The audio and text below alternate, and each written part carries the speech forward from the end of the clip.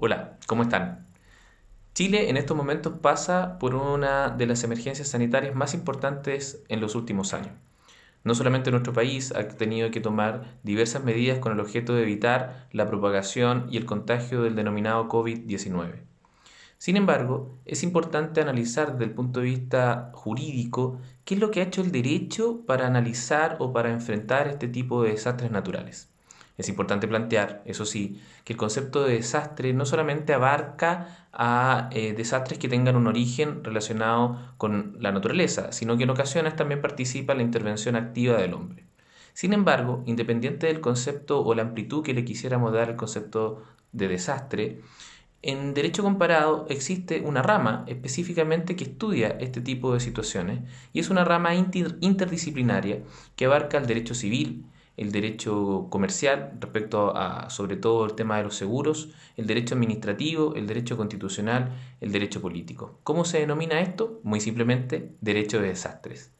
Este tipo de derecho analiza desde el punto de vista qué ocurre y cómo actúa el derecho ante un desastre. Si uno lo quisiera analizar, por ejemplo, una perspectiva civil, habría que analizar si hay una responsabilidad de índole contractual, extracontractual, si aplicamos los regímenes de responsabilidades contractuales o extracontractuales en términos muy simples. Habrá que analizar el efecto que tiene el caso fortuito en este tipo de situaciones y si fue abarcado o no por las partes al momento de celebrar un contrato o en su efecto si afecta este deber genérico de no dañar a nadie en materia de responsabilidad extracontractual.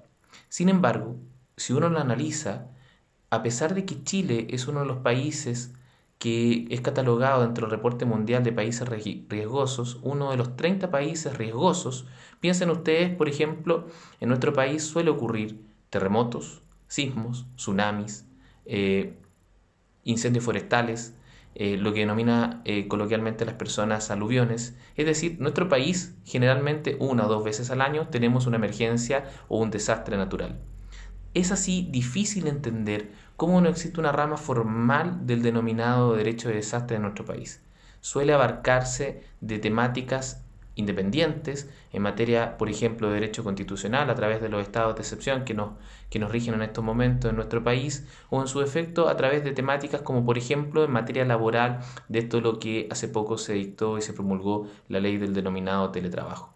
Sin embargo, no existe una rama interdisciplinaria que se pueda de alguna otra manera especializar o en su efecto de alguna manera estudiar con detalle. Creo ahí que hay un gran desafío y que de alguna otra manera tendremos que estudiar esta temática. Generalmente, como profesor de Derecho Civil, uno lo enseña o lo discute con los alumnos en materia de responsabilidad extracontractual o en materia de responsabilidad contractual. Sin embargo, creo que estamos al debe en ese aspecto y tenemos que de alguna otra manera entender que nuestro país es un país riesgoso y que los desastres suelen ser en nuestro país materia de cada día.